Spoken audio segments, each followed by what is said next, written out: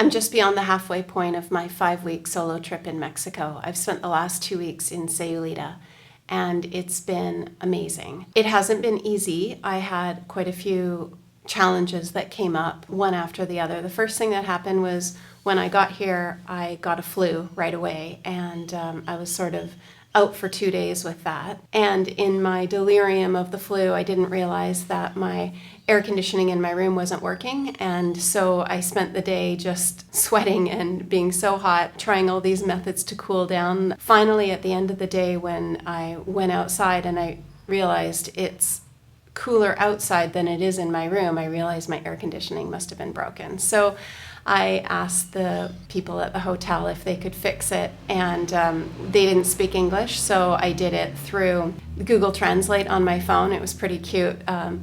The message that came back through, it was something about the Lord will come. And I was like, okay, I'll be saved.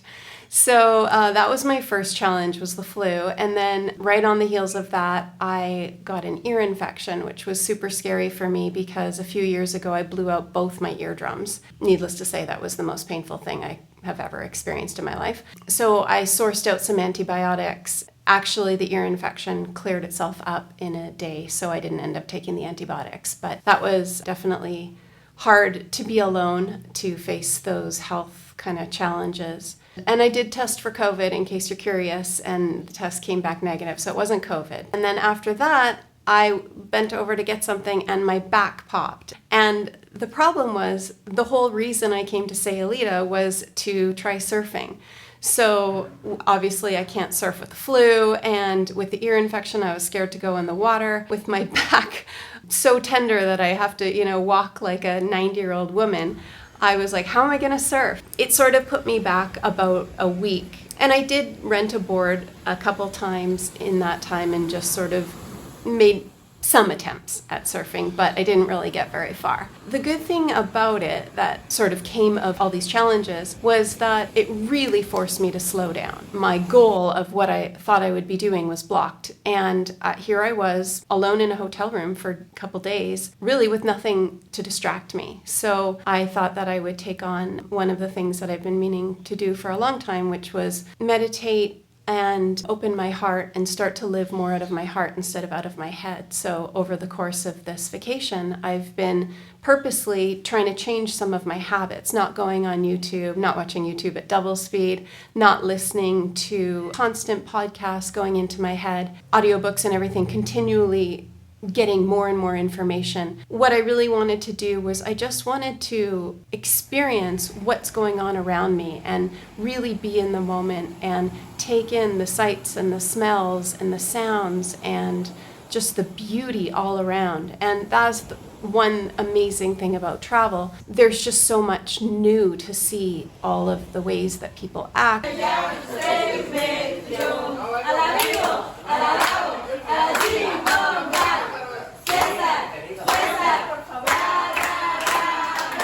All the new food and art, the scenery, the beautiful scenery, and even the things that aren't beautiful. It's all just interesting to notice. What's that weird smell? Look at that interesting pile of garbage. It doesn't matter what it is. The fact for me is that it's new.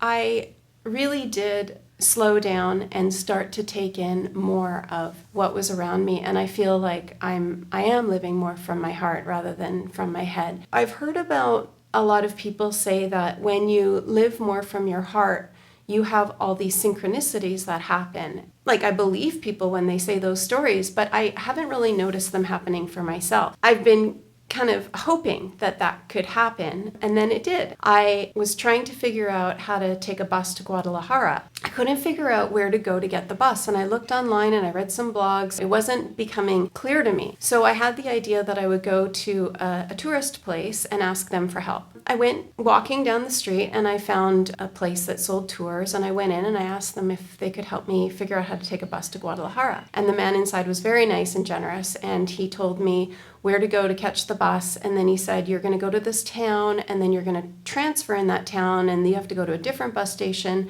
and then you get a different bus ticket.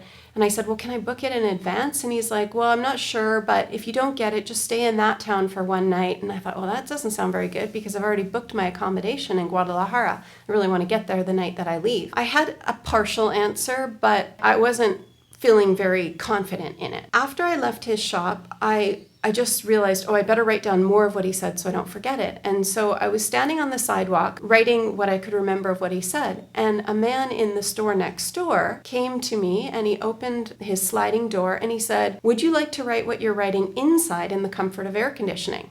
And I was like, well, sure, that's nice, thank you. So I went in and I mentioned to him that I was trying to figure out how to take a bus to Guadalajara. And he said, oh, I was just talking about that with my secretary. And she comes over and she's like, yeah, I took a bus to Guadalajara last week. All you have to do, and she showed me on my phone where Google Maps was, the bus station, and it was a 5-minute walk away. And all I had to do was go there and book a bus.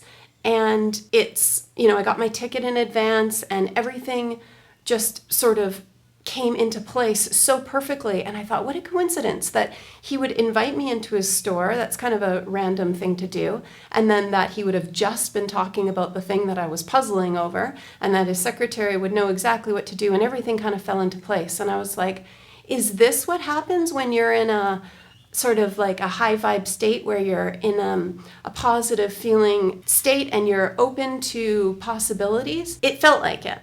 And the other thing that I should maybe mention is that that day was the first day that I actually got to surf. So I was really riding that high from learning how to surf. After I recovered from everything, I booked a lesson, and I was a little bit skeptical about booking a lesson because I wasn't sure if it would really be worth it.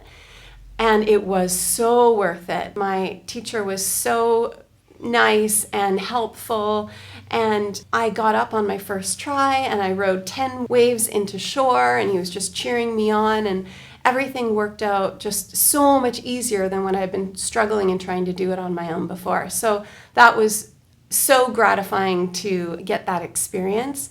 And so it was after that I was trying to figure out the bus thing, and I was just feeling so grateful and happy and excited that I'd finally done the thing that I'd come here to do after all these challenges. And then that's when that synchronicity happened with getting the bus. So I thought that was kind of a neat thing.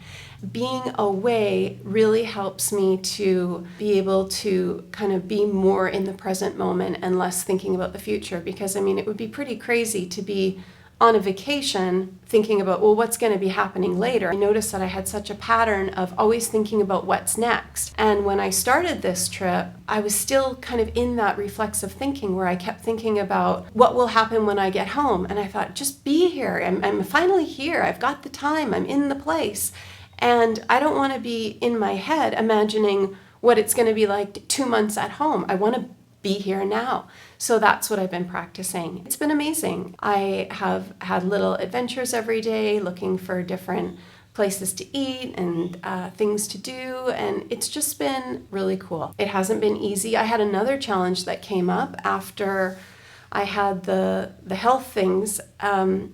The girl that works at the hotel came to my door. She knocked on my door and she handed me her phone, and someone was speaking, and so I listened to what he was saying on the phone, and he spoke English, but it wasn't without an accent, so it was a little bit hard to understand. But basically the gist of it was he was either the hotel manager or owner, and he told me that he never got the payment for the hotel, and I had already paid by credit card. I was pretty nervous, and he said, can you pay the difference? I got part of the payment, but I didn't get the full payment. And I said, well, I can't pay twice. He just sort of talked for about 20 minutes. Once I kind of calmed myself down a bit, I was able to open my computer, log on to my banking, find my credit card, take a picture on my phone of credit card statement of the payment that I had made, and then I sent it to him by WhatsApp, and then I took a picture of the paper that I had printed out saying it had been paid, and I sent that to him. But he wasn't satisfied, and so I was just like, well, I don't really know what to do, but I didn't know if it was a scam or if it was a mistake. So that was a bit stressful, but what I kept saying to myself, just breathe and it'll work out. And, whether it did or it didn't, it doesn't help to add on extra suffering and panic at that kind of a situation. So I called my bank, I think the next day, and they said, no, you've done everything right. You have nothing to worry about. It's his problem. If he can't figure out it, he has to call his bank or whatever. I never heard from him again. So either he was trying to scam me and it didn't work, or he just made a mistake and didn't see the payment because it came out in June.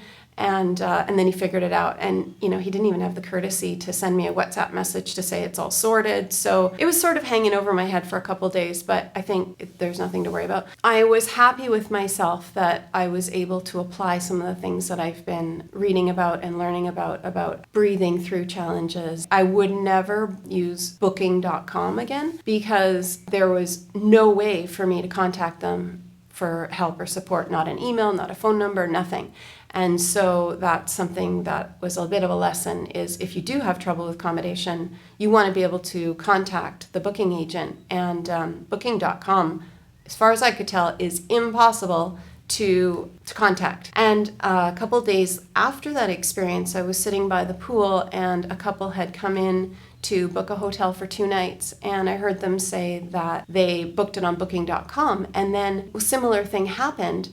The receptionist handed them the phone, and they were talking to, I think it was the same person, and they were saying, oh, well, the price that we have is this price, and so they were talking to each other, and it turned out that they ended up paying an extra $50 for the 2 nights.